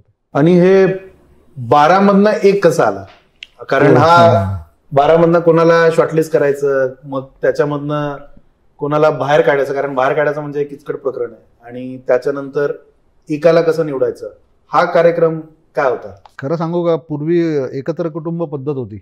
एकाच घरामध्ये 30-30, 40-40 माणसं राहायची आणि अतिशय सुंदर पद्धत होती. त्या घरामध्ये 1 किंवा 3-4 कुटुंब प्रमुख असायचे, पण त्या मोठ्या कुटुंबाचं उदरनिर्वाह पण अतिशय उत्तमपणे चालायचा. त्यांचं व्यवस्थापन आपण अतिशय उत्तम असायचं, त्यांचं आर्थिक व्यवस्थापन अतिशय उत्तम असायचं, त्यांचं उत्पन्नाचे स्रोत, घरातली कामं, बाहेरची कामं, हे सगळं अतिशय वेल मॅनेज्ड असायचं. म्हणजे कुठल्याही कॉलेजमध्ये किंवा विद्यापीठामध्ये शिक्षण न घेता हे अतिशय उत्तम चालायचं. ॲक्च्युली मोठ्या प्रमाणावरती आमचं देखील एकत्र कुटुंबच म्हणायला काय हरकत नाही आहे. त्यामुळे 392 लोक, जवळपास 1500-1600 लोकांना एकत्र घेऊन, ह्या सगळ्यांची मतं एकत्र घेऊन पुढं जाणं हे खूप शिवधनुष्य पेलण्यासारखं होतं. तर याच्यामध्ये आम्ही अपेक्षा सगळ्यांच्या तर 100% पूर्ण होत नाहीत, पण क्वालिटी आणि क्वांटिटी याच्यामध्ये कॉम्प्रोमाइज करायचं नाही. ह्या सगळ्या हे पॅरामीटर्स जेव्हा लोकांना कळाले की आता बऱ्याच लोकांनी आम्हाला विचारलं सुद्धा की अरे तुम्ही कसं काय ठरवता, म्हणजे जे झालं ते सांगायला काय हरकत नाही की तुम्ही कमिटी कसं काय ठरवते बाबा कम्पॅरेटिव्ह हाच आम्ही कोणीही कुठलाही बिल्डर आम्ही वैयक्तिकरित्या ठरवलेला नाही. काही लोक तयार नव्हते रिडेव्हलपमेंटला, आता त्यांची कारणं वेगळी असतील, वैयक्तिक असतील, म्हणजे विरोध म्हणून नाही पण त्यांच्या वैयक्तिक अडचणी म्हणून ते रिडेव्हलपमेंटला विरोध करत होते. पण त्यांना जेव्हा आढळलं की अरे हे लोक चांगलं काम करत आहेत, त्यांचा विश्वास आमच्यावर आहे बसला आणि अतिशय पारदर्शी कारभार असल्यामुळे त्यांना कळलं की अरे हे लोक, आमचं असं म्हणणं आहे की आपण काम करत राहू, जे आपल्या बरोबर येतील त्यांनाही बरोबर घेऊन जाऊ, जे नाही आहेत त्यांचा आपण प्रयत्न करू, त्यांनाही बरोबर घेऊन जाण्याचा प्रयत्न करू. कारण आपल्याला एकाही सभासदाला या रिडेव्हलपमेंटच्या प्रोसेसमध्ये दुखवायचं नाही आहे, हा आमचा मूळ हेतू आहे. आम्हाला सगळ्यांना बरोबर घेऊन जायचं आहे. त्यामुळं वैचारिक मतभेद पाहिजेत, मनभेद नसावेत असं माझं म्हणणं आहे. मतभेद असायला काय हरकत नाही, कारण त्याशिवाय आपलं नॉलेज पण वाढणार नाही आहे. अशा पद्धतीने आम्ही पुढे चाललो आहोत. आणि 12 पैकी मग आपण किती लोकांना शॉर्टलिस्ट केलं होतं पहिल्या? मग ते कम्पॅरेटिव्ह याच्यामध्ये, अनालिसिस हां. केल्यानंतर आम्ही 12 पैकी मग 5 बिल्डर्स पहिले शॉर्टलिस्ट केले. आम्ही सगळ्या पॅरामीटर्स आम्ही सगळ्यांनी मिळून ठरवले होते की काय काय पाहायचं. आणि या कमिटीमध्ये एक ॲडव्हान्टेज असा आहे आम्हाला की इंजिनियर्स आहेत, स्वतः प्रोजेक्ट कन्सल्टंट आहेत, आर्किटेक्ट्स आहेत, लॉयर्स आहेत, पत्रकार आहेत, सामाजिक माहिती असलेले सामाजिक कार्यकर्ते आहेत. असे सगळे एक्सपर्टीज त्या कमिटीमध्ये असल्यामुळे आम्हाला बारीक सारीक गोष्टी एकमेकांच्या मदतीने आम्हाला समजल्या. आणि ती पॅरामीटर्स एकदा आम्ही सेट केल्यानंतर त्या पॅरामीटर्समध्ये कोण बिल्डर्स बसत आहेत त्या धर्तीवरती आम्ही 5 बिल्डर्स शॉर्टलिस्ट केले. आता 5 बिल्डर झाल्यानंतर मग सगळ्यात महत्त्वाचं म्हणजे हा खूप मोठा प्रोजेक्ट आहे रिडेव्हलपमेंटचा कोथरूडमधला. म्हणजे अनेक आता ठिकाणी चालू आहेत, परंतु हा खूप प्रेस्टिजियस प्रोजेक्ट आहे रिडेव्हलपमेंटचा. तर ह्या आणि खरं सांगू का की आम्हाला सगळ्यांना पण असं वाटतं की अरे आपण करतोय खरं. एक शेवटी किती आपण चांगलं काम करत असलो तरी अंतर्मन आपलं सांगत असं की अरे हे चांगलं झालं पाहिजे, कुणाचंही आपलं की हे चांगलं होईल का चांगलं. तर आम्ही सगळ्यांनी वी आर कॉन्फिडंट, पण आपल्याला कोणाचा तळतळ घ्यायचा नाही. सगळ्यांचे आशीर्वाद पाहिजेत आपल्याला, बाकी काय अपेक्षा नाही आपल्याकडनं. इनफॅक्ट ती पण अपेक्षा नाही आहे, कारण आपण चांगलं काम केल्यानंतर त्यांना चांगलं घर मिळाल्यानंतर ते आशीर्वाद आपोआप मिळणार आहेत. त्यामुळे मग 5मधून 3 सिलेक्ट केले. हे पुन्हा सगळ्यांच्या मान्यतेने, आपण कुठेही फक्त कमिटी निर्णय घेते, फक्त अमित निर्णय घेतोय, सोहम निर्णय घेतोय, पाटील साहेब, असं कोणीही केलेलं नाही आहे. कारण एकमेकांशी आम्ही कम्युनिकेशनमध्ये 100% असतो. कारण 18 बिल्डिंगचे ग्रुप आहेत आमचे, व्हॉट्सअप रिडेव्हलपमेंट कमिटीचा व्हॉट्सअप ग्रुप आहे, मेन 392 लोकांचा आमचा ग्रुप आहे, आमची अपेक्स बॉडी आहे फेडरेशन, तिचा आमचा ग्रुप आहे व्हॉट्सअप. त्यामुळे कम्युनिकेशन हे एकदम ट्रान्सपरंट आहे सगळ्यांना. त्यामुळे कोणाचे प्रश्न, कोणाची शंका ही सगळ्यांना एकाच वेळेस कळते.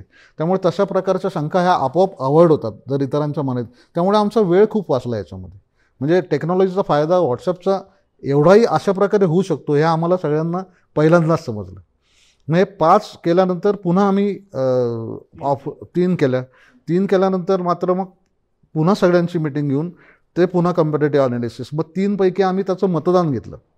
मतदान कसं घेतलं तर आम्ही असं अजिबात ठरवलं नाही की व्हॉट्सॲपवर पाठवायचे मेसेज किंवा बाबा मेल करायचे किंवा फोन, अजिबात नाही. जसं आम्ही फिजिबिलिटी रिपोर्टसाठी जशी आपण 392 लोकांची एक मीटिंग घेतली होती, तशीच मीटिंग आपण ह्या 3 लोकांसाठी घेतली. एक रविवार सर्वांच्या सोयीने ठरवला. जे ऑनलाईन येऊ शकतात त्यांना आपण तिथे अटेंड केलं. त्यांना हे सगळं वेल इन ॲडव्हान्स, अगदी म्हणजे जरी काम कोऑपरेटिव्ह असलं तरी प्रोफेशनली करण्याचा आमचा प्रयत्न आम्ही सगळ्यांनी केलेला आहे. मला त्यात एक म्हणजे सरांना कंटिन्यू करायला आवडेल की आम्ही या मीटिंगची तयारी 1 महिना आधीच पूर्ण चालू केली. कोण कसं काम करेल याच्यामध्ये, कोणाची जबाबदारी काय असते, की सोमने काय करायचं किंवा आम्ही म्हणजे मी काय करायचं, सरांनी काय करायचं, स्टेज प्रेझेन्स कसा असला पाहिजे, कोणी सुरुवात काय केली पाहिजे. त्या पद्धतीने आम्ही सगळे आधी 1 महिना आधी जमलो. त्याप्रमाणे असं प्लॅनिंग केलं, कोणी जबाबदाऱ्या वाटून दिल्या, कोणी हॉल बुक करायचा, कोणी प्रोजेक्टर किंवा जे काही अरेंजमेंट आहे, साऊंड व्हिडिओ, कोणी कसं कॉर्डिनेशन करायचं ते सगळं बुक केलं. त्यानंतर मग त्या दिवशी प्रत्येक बिल्डिंग म्हणजे आपले जे सोसायटी आहेत प्रत्येकी जे आपण 2 मेंबर केलं, तर कोणी कसं ऍक्टिव्हली पार्टिसिपेट करायचं, कोणी तिथे आम्ही मग प्रत्येक सोसायटी किंवा प्रत्येक बिल्डिंग वाईज प्रत्येकाचे असे बेंचेस तयार केले. कोणी तिथे बसायचं, कोणी एंट्रन्सला बसायचं. प्रत्येकाच्या नावाच्या लिस्ट आम्ही प्रिपेअर केल्या. जे कोणी सभासद येणार तो प्रत्यक्ष हजर आहे का त्याची सही घ्यायची. कारण कसं होतं, हे मतदान होतं हे अत्यंत पारदर्शकपणे आपण राबवणार.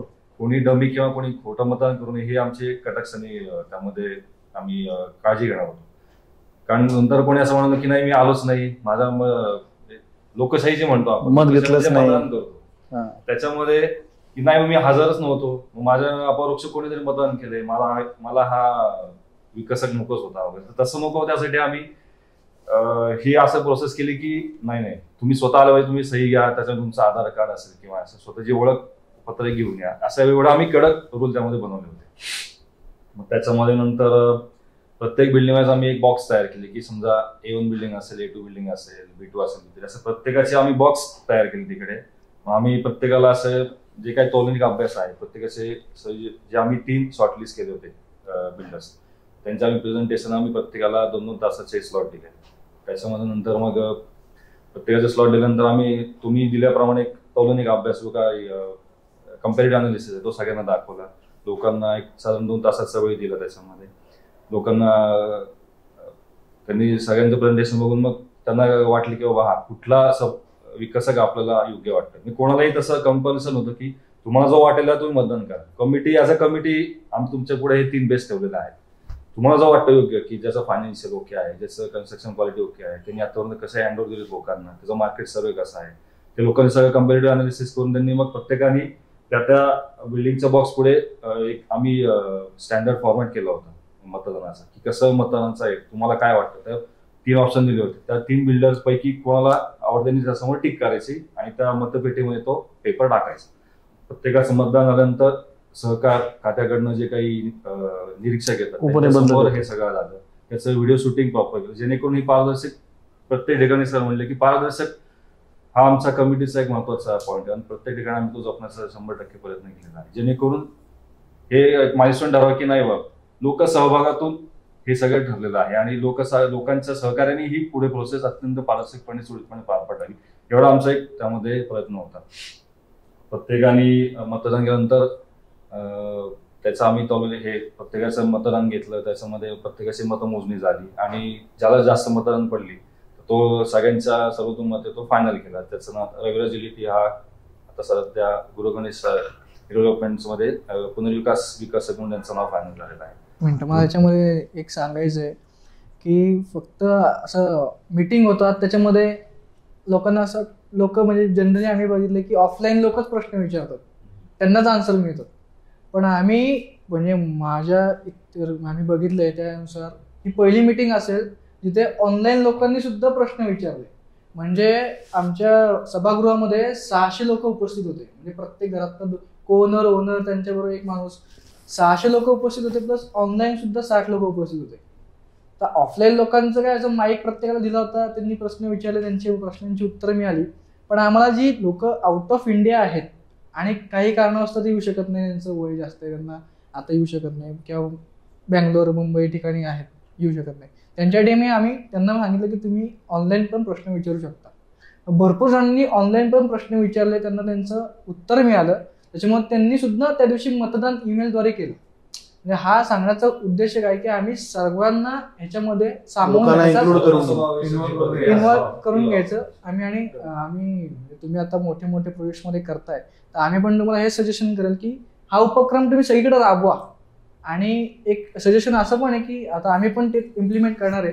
प्रत्येक मीटिंग जी होईल ती व्हिडिओ रेकॉर्ड करणार आहे. आणि जसं गाईडलाईनने सांगितलंय वेबसाईट क्रिएट करायची आहे, वेबसाईट आम्ही क्रिएट केली. त्या वेबसाईटमध्ये तो व्हिडिओ लिंक आम्ही त्याच्यामध्ये टाकणार. म्हणजे कुणाला असं म्हणजे वाटू नये कारण की मला 100% कळलं असं काहीच मीटिंगमध्ये मला माहित नाही. मला 70% कळलं, मी यांना 50% सांगितलं, यांनी यांना 25% सांगितलं, असं नको व्हायला. जे त्या दिवशी ऍक्च्युअल झाले ते सगळ्यांपर्यंत पोहोचवावं. त्याच्यामुळे ट्रान्सपरन्सी क्रिएट होते आणि ही सगळ्या रिडेव्हलपमेंट जे आता लोक करतायत त्यांनी हे वापरावं असं मला सजेशन. तर आपल्याबरोबर जे धुमासरांनी सांगितलं होतं की बहुसंख्य महिला आहेत फेडरेशनमध्ये आणि बहुतेक लोकांना वाटत असेल की महिला पॅनलमध्ये का नाही आहेत, तर ते बोलतात ना एक नारी सप्पे बारी. तर आपले कीर्ती मोठे मॅडम आपल्या बरोबर आहेत आता आणि ते फेडरेशनमध्ये पण काम करतात, रिडेव्हलपमेंट कमिटीमध्ये पण, आणि स्वतः एन्व्हायरमेंटल क्लिअरन्स वगैरेचे पण कामं बघतात ते. तर मॅम बेसिक प्रश्न मी थोडा वेगळा प्रश्न आहे. 600 लोक आणि गुरु गणेश नगरमध्ये 600 लोक आशिष हॉलमध्ये, आणि आम्हाला भरपूर लोकांनी असं ऍक्च्युली गमतीनं आणि सिरियसली पण बोललं की तर लग्नच वाटतंय लोकांना की पण 600 लोकांना एकत्र करणं हे कसं जमलं. कारण आपण जेव्हा मीटिंगला बोलवतो आणि आम्ही भरपूर मीटिंग अटेंड करतो तिकडे 40 लोकांमध्ये 5 लोकांची मीटिंग होतात आणि कमी लोक येतात. तर 600 लोकांना एकत्र कसं केलं. आणि आय थिंक याच्यात महिला जे फेडरेशन आहेत त्याचं आय थिंक खूप मोठा रोल असेल. त्याच्यासाठीच थोडंसं आधी सांगते. जसं संतोष सरांनी मगाशी सांगितलं, फेडरेशनवरती सगळ्या महिला जास्ती आहेत, त्यामुळे महिलांचा सहभाग सोसायटीमध्ये पहिल्यापासून जास्ती असल्यामुळे एक वातावरण जे पाहिजे आणि थोडं मेसेजेस जे जास्ती प्रमाणात जायला पाहिजेत ते सगळीकडे जात राहिले पहिल्यापासून. आणि खरंच आमची सोसायटी मला वाटतं पहिली सोसायटी असेल की जिथं महिलांचा सहभाग पहिल्यापासून म्हणजे फेडरेशनच्या अंतर्गत जे काही उपक्रम राबवले जातात त्याच्यात सगळ्यात सहभागी महिला जास्ती असतात. आणि तेही अर्थात पुरुष सहकार्यांचा सहभाग असल्या म्हणजे सहकार्यामुळेच हे गोष्टी पुढे घडत गेल्यात. तर 600 लोक हॉल आशिष गार्डनमध्ये येणं म्हणजे मालक आणि सहमालक आणि 3 जे सिलेक्शन झाले होते बिल्डर, त्यांचं जे प्रेझेंटेशन चालू होतं तेव्हा फर्स्ट अशी स्टेप असेल की जेव्हा मालक स्वतः सगळे सहभागी होते आणि बिल्डर स्वतः होते. त्याच्यामुळे सगळ्या प्रश्नांची उत्तरं बिल्डरनी म्हणजे 3 जे शॉर्टलिस्ट झाले होते त्या सगळ्यांचं शंका निरसन प्रत्येकाने केलं आणि ते 600 लोक उपस्थित होते. त्याच्यामुळे प्रत्येकाचा जो प्रश्न होता त्याचं सगळ्यांचं म्हणजे एक कॉमनली आन्सर पण मिळत गेलं. म्हणजे बिल्डरला जे जे प्रश्न विचारले त्याचं सगळ्यांनी व्यवस्थित आन्सर दिला आणि त्याच्यानंतर जे मतदान झालं त्याच्यातनं मग ते एक फायनल झालं, तो रविराज रियालिटी. जे सगळ्यांच्या समाधानकारक उत्तरं मिळाल्यानंतर वोटिंग झालं. मग प्रत्येकाने इंडिव्हिज्युअल वोटिंग केलं की हां मला हे पटलं, मी ह्याला मत देतो. असं हे 600 लोकांना मॅनेज करणं हा किती सोपा होता किंवा कठीण होता? कारण सोसायटी लोकांची अपेक्षा म्हणजे लोकांची ही अपेक्षा की आज लंच काय ठेवलंय पासून कुठे येणार, मला मतदान ते यादी कुठे दिसणार किंवा मला कुठे वोट करायचंय, हा मॅनेजमेंट कसा होता? आणि म्हणजे हे तुम्ही तुमच्या लोकांमध्ये कसं वाटून घेतलं की कोण कुठे बसणार आणि कोण कुठे कोऑर्डिनेट करणार, हा कसा केला होता? म्हणजे आता जसं ठरल्याप्रमाणे प्रत्येक बिल्डिंगचे 2 रिप्रेझेंटेटिव्ह ठरलेले होते. त्याच्यामुळे प्रत्येकाकडे जबाबदारी होतीच की माझ्या बिल्डिंगचे किती लोक असणार आहेत. मग त्यामुळे ते नियोजन पहिल्यापासून व्यवस्थित लागलं की किती मेंबर्सची संख्या असणार आहे बिल्डिंग वाईज. त्याच्यामुळं म्हणजे केटरिंग कॉन्ट्रॅक्टपासून सगळं महिलांनी अगदी व्यवस्थित पार पाडलं की किती म्हणजे जमाव किती असेल. तरी अपेक्षेपेक्षा जास्तीच लोक तिथे जमली. म्हणजे तो एक सगळ्यात उत्स्फूर्त सहभाग असल्यामुळे मेजॉरिटी वाढली. आणि हा महिलांनी प्रत्येक म्हणजे आता जसं मी बिल्डिंगची रिप्रेझेंटेटिव्ह आहे तर माझ्या बिल्डिंगमधले मी प्रत्येकाकडे तो मेसेज व्यवस्थित कव्हर केला. अशा प्रत्येक सोसायटी म्हणजे 18 बिल्डिंगचे रिप्रेझेंटेटिव्ह बरोबर कोऑर्डिनेट करत होते. मग त्या पद्धतीने पुढे नियोजन सगळं मार्गी लागत गेलं. तर आता रविराज रियालिटी जे फायनल सिलेक्ट झालेत आणि आता आय थिंक जे कोणी ऑडियन्स मध्ये जाऊन जर गुरु गणेश नगर बघितलं तिकडे बोर्ड पण लागले आता रविराज रियालिटीचं. आणि हा आय थिंक तिकडनं मग 90 दिवसात आय थिंक MOU साईन पण झाली आणि त्याच्यानंतर बोर्ड लावली. मला पाटील सरांना विचारायचं आहे की युजली एक रिडेव्हलपमेंट होते त्याच्यानंतर MOU करायला भरपूर वेळ जातो. कारण जेव्हा आपण तोंडी बोलतो आणि जेव्हा एक डॉक्युमेंट मध्ये येतं तर डॉक्युमेंट मध्ये ब्लॅक अँड व्हाईट मध्ये लोकांना हा असं लिहा किंवा इकडे कॉमा टाका किंवा हा शब्द असं लिहा. आणि हा एवढा मोठा किचकट प्रकरण 392 लोकांमध्ये 90 दिवसामध्ये कसं राबवतो आपण? MOU मेमोरंडम ऑफ अंडरस्टँडिंग म्हणजे विकसक आणि 392 सभासद या दोघांमधले समंजस काय असावा याच्याबद्दल ठराव. आता ही गोष्ट बरोबर आहे की MOU बनवणं आणि त्याच्यावरती सर्वांची सहमती मिळवणं हे सहज शक्य नाही आहे. कारण प्रत्येकाच्या अपेक्षा वेगळ्या असतात, मांडणी वेगळी असते आणि ह्याच्यामध्ये मेजॉरिटी भाग जो असतो हा कायद्याशी संलग्नित असतो. तर ह्याच्यामध्ये आम्ही रिडेव्हलपमेंट कमिटी मेंबर्सनी project management consultants dreams redevelop यांची प्रचंड मदत घेतली. आमचे लिगल कन्सल्टंट सुनीता पागे मॅडम यांची देखील मदत घेतली. तर आम्ही त्यांना सांगितलं की तुम्ही एक ढाचा तयार करून द्या MOU कसा असावा. त्यांच्या मदतीने तो जो ढाचा आला तो ढाचा आम्ही आमच्या 392 सभासदांकडे पाठवला व्हॉट्सअपवरती की तुम्ही वाचून ह्याच्यात तुमचे देखील काय सुझाव आहेत, काय कमेंट्स आहेत, काय बदल पाहिजेत हे आम्हाला कळवा. ते सगळे आलेल्या सुझावांचं आम्ही संकलन केलं आणि पुन्हा परत आम्ही सर्वांनी ड्रीम्स रिडेव्हलपमेंटच्या ऑफिसमध्ये मिटिंग्स घेतली तेव्हा देखील आम्ही सर्व सभासदांना सांगितलं की ज्यांना ज्यांना शक्य आहे त्यांनी यावं आणि तो संपूर्ण MOU जो आहे तो सर्वांसमोर लाईन बाय लाईन चर्चेला गेला. किंवा कार्पेट एरिया काय असावा, त्याच्यात वाढीव काय असणार, आम्हाला काय मिळणार आहे. नंतर प्रत्येकाचं गाईडलाईन जे होतं ते 25 फेब्रुवारीला जे बिल्डर सिलेक्ट झाला त्यावेळेस त्यांनी जे दिलं होतं त्यानुसार MOU मध्ये येते की नाही. त्यांनी सांगावं मी 100 देतो, MOU मध्ये 80 लिहिलेलं आहे, असं होऊ नये. याच्यामध्ये देखील प्रत्येक सभासदाने प्रत्येक कमिटी मेंबर्सने कटाक्षाने तो सगळं वाचून घेतलं आणि मग नंतर एकदा ते ठरलं मग MOU वरती देखील आम्ही सर्वांकडून मागवलं की हा MOU ओके आहे. हा MOU आम्हाला जे बिल्डरने 25 फेब्रुवारीला जे त्याचं सिलेक्शन करताना दिलं होतं त्यानुसार दिलेलं आहे अशी सहमती आल्यानंतर मग आम्ही सांगितलं पुन्हा 392 मेंबर्सना की बाबा आता हा MOU जर सायनिंगला दिला जाणार आहे याच्यावरती तुमचे काही ऑब्जेक्शन्स आहेत का. त्याच्यावरती देखील सर्वांची संमती मिळाली आम्हाला की बाबा MOU जो आहे तुम्ही सायनिंगसाठी देऊ शकता. आणि बेसिकली झालं काय, आता सरांचा प्रश्न होता की तुम्ही एवढ्या कमी काळामध्ये कसं करू शकता.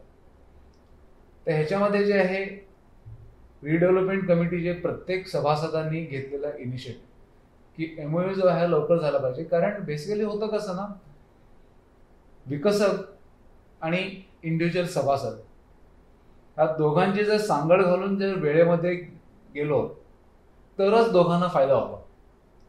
कारण विकसक जो आहे तो असा इंडिव्हिज्युअल एंटिटी नाही आहे की बाबा तो आलेला आहे नुसतं तो आपलं पैसे छापण्यासाठी आलेला आहे किंवा प्रचंड प्रॉफिट करणार आहे. त्याच्यामुळे मग आम्ही ॲज अ इंडिव्हिज्युअल मेंबर्स म्हणजे आम्ही त्यांना विकसन करण्यासाठी फ्लॅट देणार आहोत किंवा आम्ही जर आमचा वेळ घेत गेलो तर कालांतराने महागाई वाढते, वेगवेगळे नियम येऊ शकतात. हा देखील मेसेज जो आहे तो छानपैकी 392 लोकांना आमच्या कमिटी मेंबर्सतर्फे दिला गेला आणि 392 लोकांचे आमचे जे सभासद आहेत त्यांना देखील तो मेसेज कळला की आम्ही देखील तेवढेच जबाबदार आहोत जेवढा विकसक जबाबदार आहे.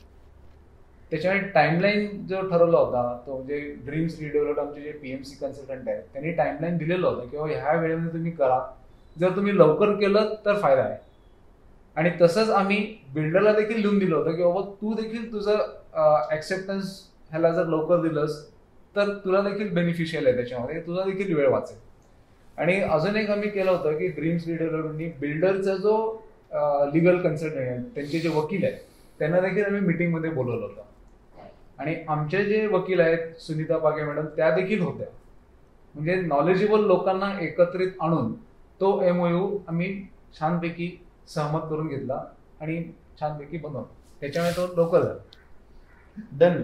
तर आता बोर्ड तर लागली आहे. आता आम्ही सोसायटींसाठी म्हणजे हा सेक्शन जे आहे ते इतर सोसायटीसाठी की आपण हा पॉडकास्ट करतोय तर लोकांनी काय शिकावं याच्यातनं, तर या अर्थाने याला आपण बाकी जे काही पॉडकास्ट किंवा इंटरव्ह्यू होतात रॅपिड फायर बोलतो, तर तसं एक रॅपिड फायर आहे, वेगवेगळे प्रश्न, तर ते सगळ्यांनी 4 लोकांनी उत्तर द्यावं आणि एक वाक्यात सगळ्यात मोठा अडथळा कुठला आला रिडेव्हलपमेंट करताना.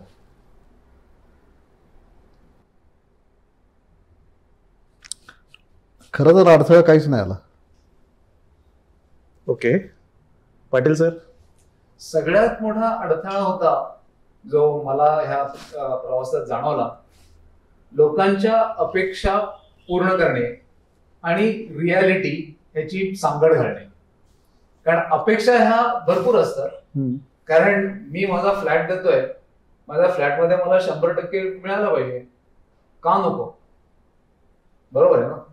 पण मग दुसरी रियालिटी असते की जो विकसक असतो तो देखील एक कमर्शियल ट्रान्झॅक्शन मधलंच आहे ना एंटिटी. हो, बिल्डर, आता सगळं इंग्रजीत builder is also commercial entity आणि तुम्ही फ्लॅट डेव्हलपिंगला देताय, you are also commercial entity with emotion. हे तुम्ही समजलं पाहिजे. इमोशनल्स आणि एक्सपेक्टेशन्स जे असतात ते it cannot be infinite. Unfortunately त्याला देखील लिमिटेशन आहे. तर हा मेसेज कन्व्हे करणं हा एक चॅलेंज होता. सोहम. मला याचं उत्तर द्यायचं गैरसमज, म्हणजे काही लोकांना असं वाटतं की डेव्हलपमेंट कमिटीच सगळं करते, असं पण झालं. म्हणजे आता आहेत ते नाही माहिती, तर ते गैरसमज दूर करणं त्यासाठी आम्ही एकदा मला आठवतंय की मी आणि आम्ही एक 2 बिल्डिंग होत्या, त्यांची वेगळी कन्सल्टंट बरोबर आपल्या ऍडव्होकेट पागे मॅडम बरोबर एक वेगळी मिटिंग लावली. त्यासाठी आम्ही दोघांनी प्रत्येकाच्या घरात जाऊन लेटर वाटले की बाबा या दिवशी आम्ही हे मीटिंग कॉल केली आहे तर तुम्ही या. की काय होतं की काही बिल्डिंग मधनं असे त्यांना गैरसमज पसरवले काही बाहेर ऐकले असतील की मुंबईमध्ये असं झालं, मग रिडेव्हलपमेंट ठप्प झाली वगैरे. तर असे जे प्रश्न होते तर आम्ही त्यांना म्हणतो की आपण पॉझिटिव्हली विचार करूया, तुमचे काय मुद्दे असतील ते समोर या. हा गैरसमज होतो तो आम्ही हा एक खूप मोठा मला वाटतं की चॅलेंजिंग फॅक्टर होता याच्यामध्ये आणि तो आम्ही सॉल्व्ह केला. कीर्ती मॅडम, ऍक्च्युली आता जसं सोहम बोलला की ज्या काही गोष्टी पोहोचणं गरजेचे होते ना, म्हणजे आता काही ठिकाणी असे अनुभव येतात की सिक्युरिटीकडे पेपर्स दिले जातात की ते प्रत्येक फ्लॅटकडे जाऊन द्या. पण ह्या ठिकाणी आम्ही कमिटी मेंबर्सनी काही वेळेस तर अजून 2-3 जण असे आहेत की ज्यांनी खरोखर घरोघर जाऊन दारोदार जाऊन ते पत्रकं वाटलेली आहेत. ही जबाबदारी खरंच म्हणजे खूप मोठी जबाबदारी असते की ज्याला सिक्युरिटीकडे देऊन चालणार नव्हतं की उद्या त्यांनी काही म्हणायला नको की आम्हाला ते मिळालंच नाही. त्यामुळे प्रत्येक वेळेस कमिटी मेंबर्सचे काही लोक खरंच असे ऍक्टिव्ह होते की ते दारोदार जाऊन ही कामं करत होते. आणि दोन्ही मालक आहेत तर एकाने एकाच्या दारी का जावं, इगो मध्ये नाही आला. खरोखरच हे म्हणजे ऍप्रिशिएशन आहे सगळ्यांचंच, म्हणजे कमिटी मेंबर्सचं की त्यांनी ते दारोदार जाऊन त्या भूमिका निभावल्यात, जे की म्हणजे मी का करू असं नाही आलं कधीच. माझं वैयक्तिक मत म्हणजे अडथळा आला नाही असं मी सांगण्याचं कारण मी थोडं पुढे जाऊन जेव्हा आपण रिडेव्हलपमेंटचा डोक्यात विचार आला ना, जेव्हा चर्चा सुरू झाली तर जनरल पुण्यामध्ये रिडेव्हलपमेंटसाठी काय काय प्रॉब्लेम्स येऊ शकतात याचा एक अंदाज आम्हाला होता. म्हणजे जर सहजासहजी आपण पार करू शकतो त्या अडथळे मानत नाही मी, म्हणून मी अडथळे नाही. ठीक आहे. आता दुसरा प्रश्न रिव्हर्स चालू करू. जर एक गोष्ट गुरु गणेश नगरच्या रिडेव्हलपमेंट मधनं तुम्ही कोणाला तरी सांगू इच्छिता की हा करा तर रिडेव्हलपमेंट सोपं होऊन जाईल किंवा फास्ट होऊन जाईल, तर तो एक वाक्य काय असेल गुरु गणेश नगर? प्रथम पीएमसी अपॉइंट करा. ओके. जे म्हणजे टेक्निकल आणि लिगली सगळ्या गोष्टी आपल्याला कळतात, जे की आपल्याला कधी माहीत पण नसतात, ते प्रोजेक्ट मॅनेजमेंट कन्सल्टंट थ्रू सगळ्या व्यवस्थित पार पडता येतात. तुम्ही असं पण सांगू शकता ड्रीम्स रिडेव्हलपमेंट निवडा. ड्रीम्स नाही तर आमच्या सगळ्यांचं म्हणणं आहे. सोहम, माझं असं म्हणणं ट्रान्सपरन्सी ही सगळ्यात मोठं कीवर्ड आहे. ट्रान्सपरंट तुम्ही जर राहिलात पहिल्यापासून तर मला असं वाटत नाही की कुठला मेंबर तुम्हाला नकार देईल कधीच. हा शब्द आहे ना, म्हणजे जेव्हा आम्ही रिडेव्हलपमेंट करत नव्हतो तेव्हापर्यंत हा शब्द आम्हाला एक शब्दच वाटत होता, पण हा बहुतेक रिडेव्हलपमेंट मधला सगळ्यात की शब्द आहे. तर थोडं म्हणजे एक्सपांड करू शकतो का की ट्रान्सपरन्सी म्हणजे काय काय करावं? कारण काय ट्रान्सपरन्सी हा बोललो अरे ट्रान्सपरन्सी करा, ठीक आहे, हा सोपं आहे, पण ट्रान्सपरन्सी म्हणजे काय केलं ते 2-3 वाक्यात फक्त. ट्रान्सपरन्सी म्हणजे आम्ही प्रत्येक मीटिंग जी आमची डेव्हलपमेंट कमिटीची होती ती प्रत्येक मीटिंग आम्ही रजिस्टरमध्ये लिहितो, मिनिट्स ऑफ मीटिंग, आणि ते मिनिट्स ऑफ मीटिंग प्रत्येक जणाला आम्ही शेअर करतो. त्यासाठी 392 लोकांना. त्यासाठी आम्ही 392 लोकांचा ग्रुप ओपन केला. तो ग्रुप ओपन करायला आम्हाला 2 आठवडे लागले, पण आम्ही केला. प्रत्येक सोसायटीमध्ये ते मिनिट्स ऑफ मीटिंग शेअर केले जातात, मेंबर्सला पोहोचले जातात, आणि त्यांचे काही जर त्याच्यावर सजेशन असतील तर आम्ही त्यांनाही म्हणतो की तुम्ही रविवारी या. आमचं म्हणणं एकच आहे की लोकांनी काय केलं पाहिजे, लोक फक्त फोनवरती बोलतात. मला रात्री 12 वाजता 1 वाजता पण फोन येतो, मी त्यांना म्हणतो तुम्ही फोनवर नका सांगू, तुम्ही रविवारी प्रत्यक्ष या. काय की डिसिजन घेणारा हा मी एकटा नाहीये, अख्खी रिडेव्हलपमेंट कमी आहे, आपण सगळे डिसिजन घेतोय, आपल्या सगळ्यांचं इथं घर आहे. सो तुम्ही या, याच्यामध्ये प्रॅक्टिकल सहभाग व्हा. तुमचे काही जरी सूचना असतील, नवीन काही ऍडिशन्स करायचे असतील, किंवा मग तुम्हाला असं वाटतं हे चुकतंय वगैरे, तर तुम्ही इथे येऊन बोला. तुम्ही नुसते मेसेजवरती फोनवरती बोलू नका. तिथं समोर आल्यानंतर काही जणांनी आले सुद्धा, त्यांनी सांगितलं की आम्हाला असं, त्यांचे शंका निरसन केल्यानंतर त्यांना कळलं की अरे हा हे करतायत ते बरोबर.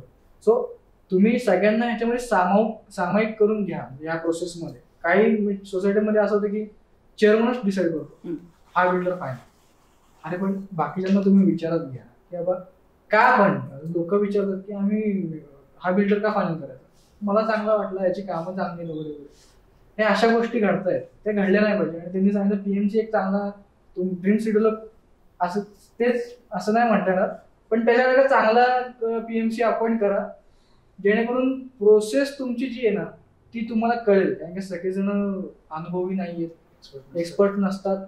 तर जे एक्सपर्ट आहेत ना त्यांना तुम्ही नेमा, तर ही प्रोसेस चांगली पुढे जाईल आणि ट्रान्सपरंट होईल.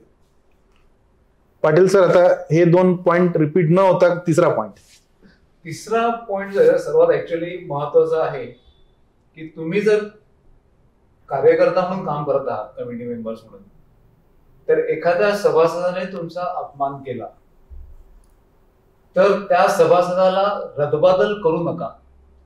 त्याने केलेल्या कमेंटला पॉझिटिव्हली घेऊन तो असं का बोलला असेल याचा विचार करून त्याचं उत्तर शोधा. कारण रिडेव्हलपमेंट प्रोसेसमध्ये प्रत्येक सभासद हा महत्वाचा आहे.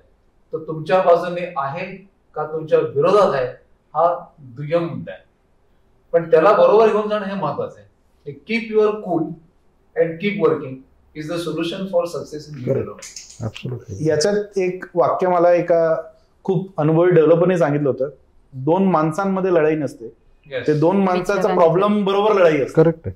ते प्रॉब्लेम काय ओळखणं आय थिंक जास्त गरजेचं आहे. आणि कधी कधी काय बोलतात पेक्षा कसं बोललं याच्यावरती थोडंसं कधी कधी भर निघून जातं. अरे तो असं कसं बोलला. How you react is more important than how you act, because in action you are controlled, in नाही रिॲक्शन हा आय थिंक खूप खूप महत्वाचा मुद्दा आहे ऍक्च्युअली. माझ्यासाठी होता. सर, रिडेव्हलपमेंटचा सगळ्यात महत्त्वाचा मुद्दा, छोटी सोसायटी असू दे, 10 फ्लॅटची असू दे, नाही तर आमच्या एवढी 400 फ्लॅटची सोसायटी असू दे, सगळ्यात महत्त्वाचं म्हणजे रिडेव्हलपमेंट झाल्यानंतर स्वतःला जसं घर पाहिजे तसं इतरांना पण घर पाहिजे असतं याचा विचार केला पाहिजे. जनरली काय होतं, आम्ही ह्याच आम्हाला पण सगळ्यांना फ्लॅट्स मिळणार आहेत ना, पण आमच्याबरोबर बाकीच्या लोकांना मिळतं याच्यात आमचा जास्त आनंद आहे. So sacrifice for happiness of others is very important. आणि सेल्फलेसनेस हा सगळ्यात महत्त्वाचा भाग. आणखी एक मी थोडा इमोशनल आहे. आपल्या सोसायटीमधल्या ज्येष्ठ नागरिकांकडे पहा. म्हणजे आमच्या सोसायटीमधला अनुभव की आज आमच्याकडे खूप आशेने बघतात ते ज्येष्ठ नागरिक. मी मगाशी म्हटल्याप्रमाणे जर हा आमचा 300-1500 लोकांचा मोठं एकत्र कुटुंब आहे, तर माझ्याच घरातल्या त्या आजी आहेत, माझ्याच घरातले आजोबा आहेत, ते माझ्याच घरातले वडील आहेत, तर त्यांना मी आनंद ठेवेन की नाही, तर नक्की ठेवणार आपण. तर हा प्रयत्न आपण कुणीही रिडेव्हलपमेंट करताना हा ॲप्रोच ठेवला पाहिजे. तुमचे त्यांचे मतभेद असू द्या, पण त्यांना तुम्ही रिस्पेक्ट द्यायला पाहिजे. आजच्या युगामध्ये माणुसकी विसरत चाललेत लोक, आणि ज्येष्ठ नागरिकांचे ओव्हरऑल जर बघितलं तर खूप कठीण आहे त्यांच्या दृष्टीने, अडचणी आहेत त्यांच्या. तर त्यांना आपण समजावून घेऊन त्यांना, आणि त्यांचा आशीर्वाद जर आपल्याबरोबर असेल तर आपण कोणतंही कार्य नक्की सक्सेसफुल करू शकतो. आणि तिसरी गोष्ट, मी जे काय म्हणजे माझं वैयक्तिक जे काय ते रोखठोक तोंडावर स्पष्ट ते बोलण्याचा माझा स्वभाव आहे. रिडेव्हलपमेंटमध्ये तुमच्यामुळे आम्ही बरंचसं काम खूप चांगल्या पद्धतीने करू शकलो, हे आम्हाला खूप आनंद वाटतो. म्हणजे आमचं 2 बाजू असतात नाण्याच्या, तर दोन्ही चाकं ती बरोबर गेली पाहिजेत. आपली 4 चाकी आहे, आमचं फेडरेशन आहे, आमची रिडेव्हलपमेंट कमिटी आहे, सभासद आणि तुम्ही आणि डेव्हलपर 5 चाकी गाडी आपली, जे काय असेल ते. परंतु तुमचं काम पण आम्हाला खूप म्हणजे आम्ही सिलेक्शन केलं, म्हणजे वैयक्तिक मत सांगतो आता की सिलेक्शन करताना आम्हाला कोणीच माहीत नव्हतं. कदाचित सोहमला काही लोक माहीत असतील, कारण आम्ही त्या क्षेत्रामधले नाही आहे. पण काम कसं करायला लागतं हे तुमचं ड्रीम्स रिडेव्हलपमेंटची अख्खी टीम, म्हणजे ते राहुल असेल, तुमच्या ॲडव्होकेट सुनीता पागे मॅडम असतील, फिजिबिलिटी रिपोर्टच्या वेळेस ऋषिकेश असेल, म्हणजे आम्हाला असं कधी वाटलं नाही की आम्ही तुम्हाला आउटसोर्स केलं आहे. आम्हाला नेहमी असं वाटतं की तुम्ही आमच्यातलेच आहात, आणि हा फील खूप महत्त्वाचा आहे. हा नुसता फील नाही आहे, तर प्रत्यक्ष काम देखील तसं आहे. माझं उलटं म्हणणं आहे की तुम्ही इथनं पुढं तुम्हाला अनेक रिडेव्हलपमेंटचे प्रोजेक्ट्स मिळावेत, आणि तुम्हाला गुरुगणेश नगरमधनं काही मदत लागेल तर आम्ही तुमच्या मदतीला नक्की येऊ, लोकांना पटवण्यासाठी म्हणजे चांगल्या अर्थाने की चांगलं रिडेव्हलपमेंट करण्यासाठी काय काय गरजेचं आहे. कारण हे आमचे स्वतःचे एक्सरसाइज, आमच्या अनुभवाचा फायदा दुसऱ्यांना मिळावा हा आमचा त्यातला येतोय. नाही, आणि हा पॉडकास्ट आम्ही त्याच्यासाठीच करतोय, कारण 392 हा अनयुज्युअल नंबर आहे. म्हणजे पुण्यात असे भरपूर प्रोजेक्ट्स नाही आहेत जे 300 पेक्षा जास्त किंवा 5 एकरपेक्षा जास्त, म्हणजे मोजकेच आहेत. आणि मेजरली रिडेव्हलपमेंट म्हणजे 10 फ्लॅट 15 फ्लॅट होतं.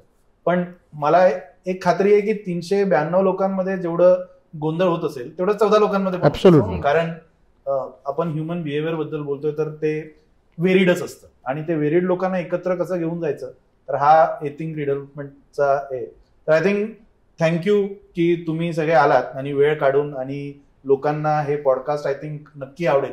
कमीत कमी गुरु गणेश नगरच्या लोकांना तर खूपच आवडेल आणि आय थिंक पुण्यात अख्ख्या की रिडेव्हलपमेंट कसं करायचं आय थिंक एक मॉडेल गुरु गणेश नगर मॉडेल हा आपण बोलू शकतो की 11 महिन्यामध्ये डेव्हलपर सिलेक्शन, 3 महिन्यामध्ये डेव्हलपरचं MOU पाठी लावली आता आणि आय थिंक पाठी लावली तर पुण्यामध्ये आय थिंक काम अर्धवट झालंय हे आपण नाही समजू शकतो. आता पाठी लागली म्हणजे आता आपलं तर सगळ्यांचं सहकार्य रविराज रिअल्टीला राहणारच आहे. आता रविराज रिअल्टीने यशस्वी करावा हा प्रोजेक्ट चांगल्या पद्धतीने, एवढीच आपली अपेक्षा आहे. बाकी आणि अजून फर्दर लँडमार्क ऍब्सोल्युटली कारण लँडमार्क आहेच. Absolutely right. तर आय थिंक गुरु गणेश नगरमध्ये Santosh Dhumal sir, Santosh Patil sir, Soham Angre, Kirti Mothe madam, Amit Bobde सगळे आपल्याला वेळ दिलं तर त्याच्याबद्दल थँक्यू, धन्यवाद. ह्याचा कंटिन्युएशन म्हणून पुढच्या भागात आम्ही ऍक्च्युली जे डेव्हलपर सिलेक्ट झाले रविराज रिअल्टी त्यांच्याबरोबर पण आम्ही पॉडकास्ट करणार की त्यांनी कसं हा प्लॅन केला आणि कसं त्यांनी प्रोजेक्ट राबवलं. तर आमचा पॉडकास्ट नक्की पहा. गुरु गणेश नगरचं तर पाच आणि नेक्स्ट पॉडकास्ट रविराज बरोबर पण होईल. तर आजच्या या रिडेव्हलपमेंट गुरु पॉडकास्ट मध्ये परत एकदा धन्यवाद. आपले पण मनापासून धन्यवाद. रिडेव्हलपमेंट कमिटी फेडरेशन बरोबर आपण जे गप्पा मारले आय थिंक तुम्हाला आवडेल आणि तुम्ही याच्यातनं काही शिकवणी घेऊ शकतात. काही तुमच्या सोसायटीमध्ये काही झालंय जे इकडे बहुतेक आम्ही कव्हर केलं नाही तर आमच्या कमेंटमध्ये नक्की कळवा आणि फॉलो करा आणि सबस्क्राईब करा. Thanks a lot. थँक्यू.